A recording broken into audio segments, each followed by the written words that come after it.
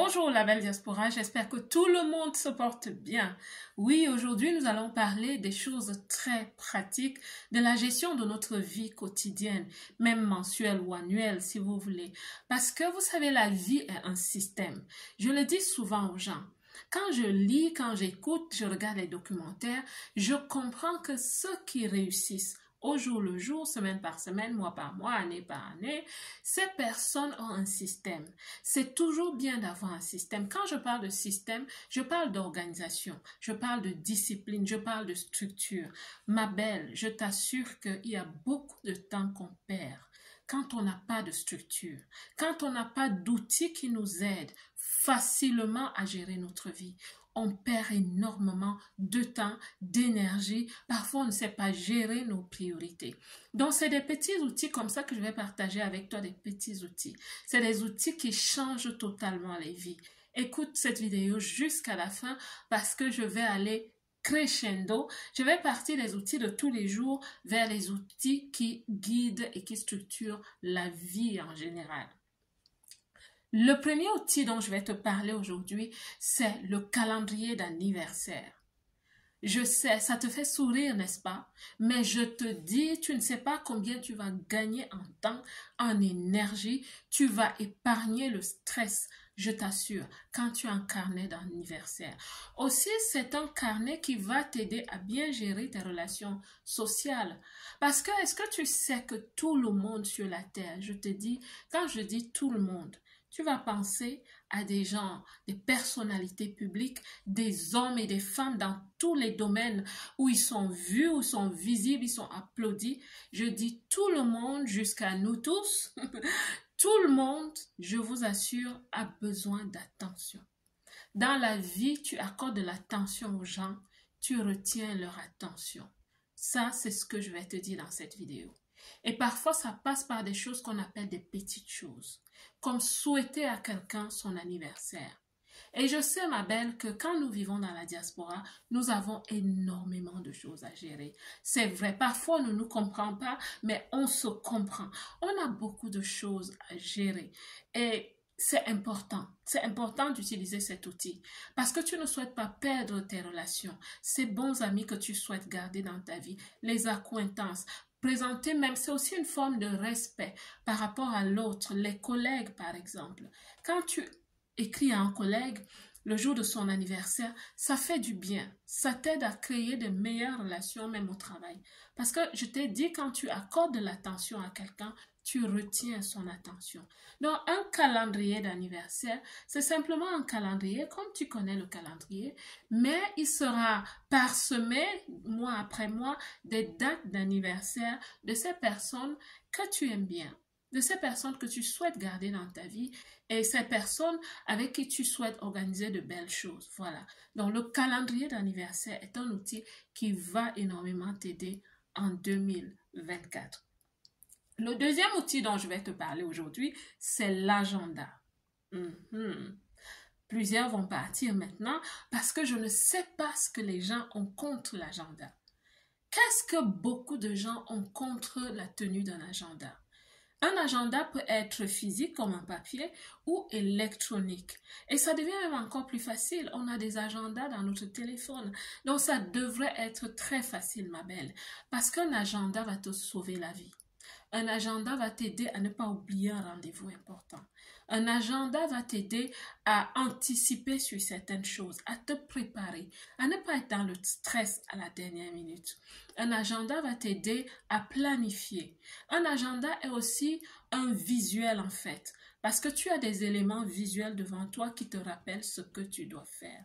Et je dis souvent aux femmes de vision, aux sœurs, aux belles dans la diaspora, quand tu rencontres un homme, demande-lui parfois, est-ce que tu as un agenda? Est-ce que tu utilises? Est-ce que tu as l'habitude, la routine d'utiliser un agenda?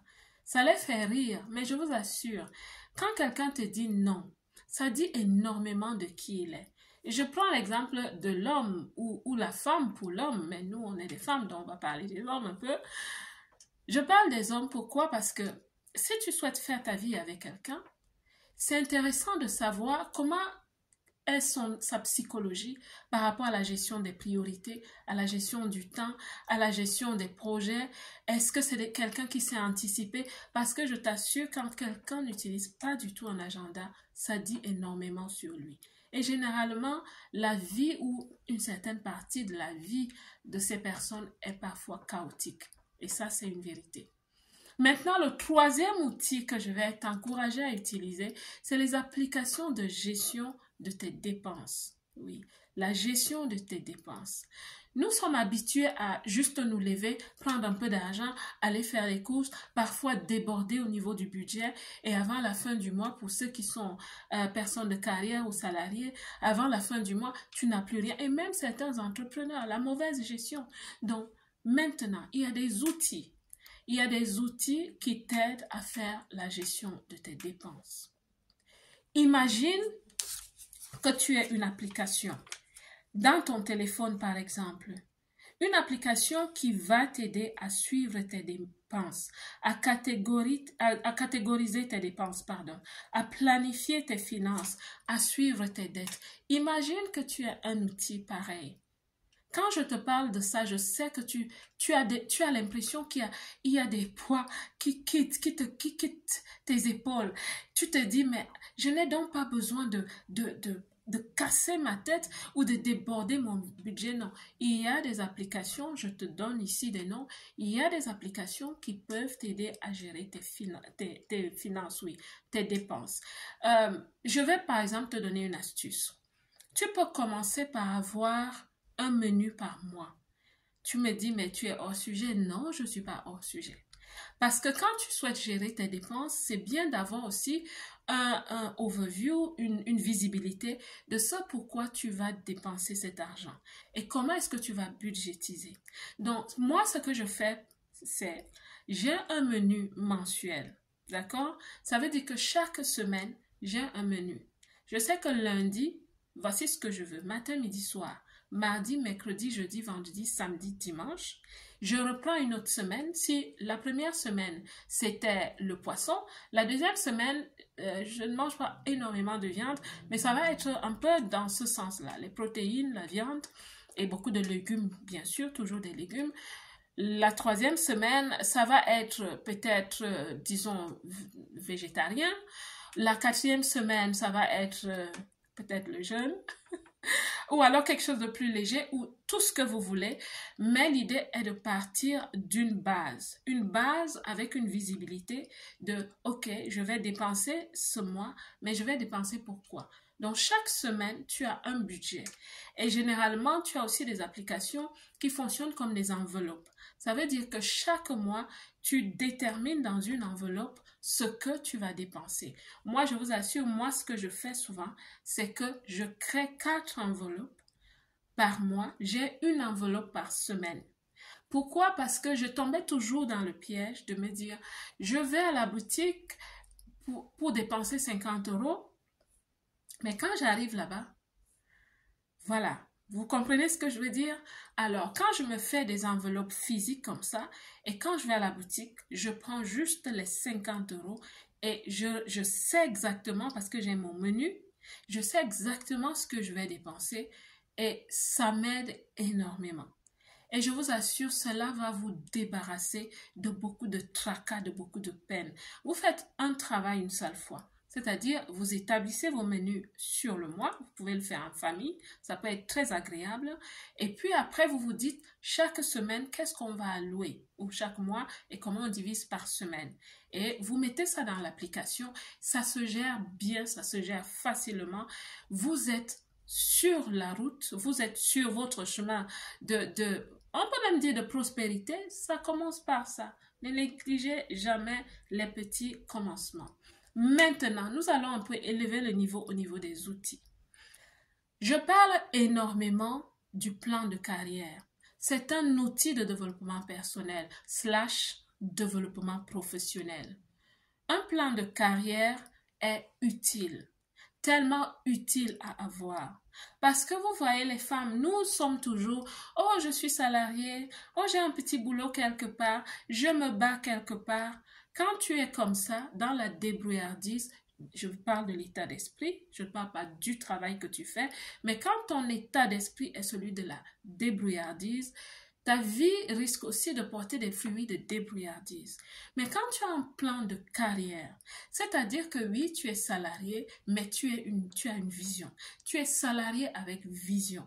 Ça veut dire que tu sais que dans 1 an, dans 2 ans ou dans 3 ans, je souhaite être à tel niveau au niveau professionnel.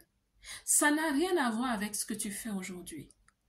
Même si tu travailles dans la rue ou quel que soit ou que tu es aide ménagère quelque part, ce n'est pas ça le problème.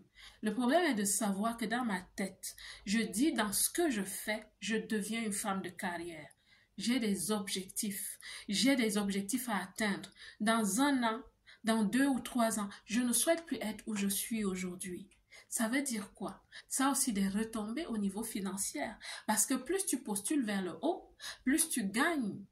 Et entre-temps, ça va aussi te pousser à apprendre.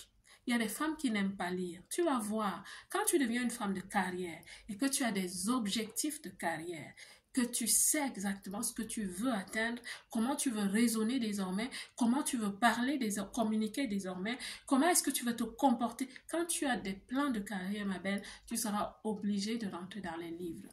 Que ce soit par des formations professionnelles ou alors des formations académiques, oui, ou alors simplement la lecture.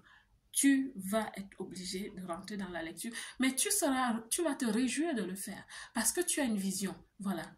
C'est ça la différence entre une femme juste salariée et une femme de carrière.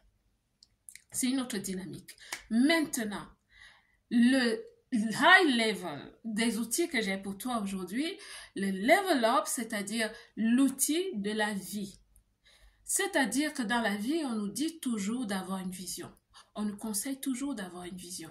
Et vous en avez déjà entendu parler. C'est très important d'avoir une vision. Seulement, parfois quand tu as une vision qui est un peu comme un rêve, comme ça bateau dans ton esprit, tu ne sais pas trop où tu vas, tu as une vision, mais elle est parallèle à un rêve ou elle ressemble à un rêve. Non, tu ne vas pas aller très loin avec. Mais quand tu as une vision que tu commences à écrire, oh là tu donnes vraiment instruction même à ta mémoire de retenir ce que tu es en train d'écrire. Ça commence à devenir vrai. Ça commence à devenir un témoignage visuel pour toi. Mais l'outil dont je vais te parler, il est encore plus attrayant parce que c'est le tableau de vision. Vision board. C'est ton tableau de vision.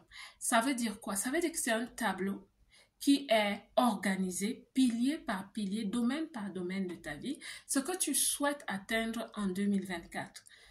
Peut-être dans le domaine de l'éducation, tu souhaites lire 5 livres et tu sais exactement quel livre tu souhaites lire. Tu vas découper les images de la première page ou la couverture de ce livre. Tu vas coller sur ce plan de vision, ce tableau de vision, où tu souhaites voyager cette année pour aller. Moi, je sais déjà 2 pays où je souhaite aller cette année. C'est déjà dans ma bucket list. Tu sais que tu souhaites aller dans tel ou tel pays. Tu vas prendre des images de ce pays, des images attrayantes de ce pays et tu vas coller sur ta vision board.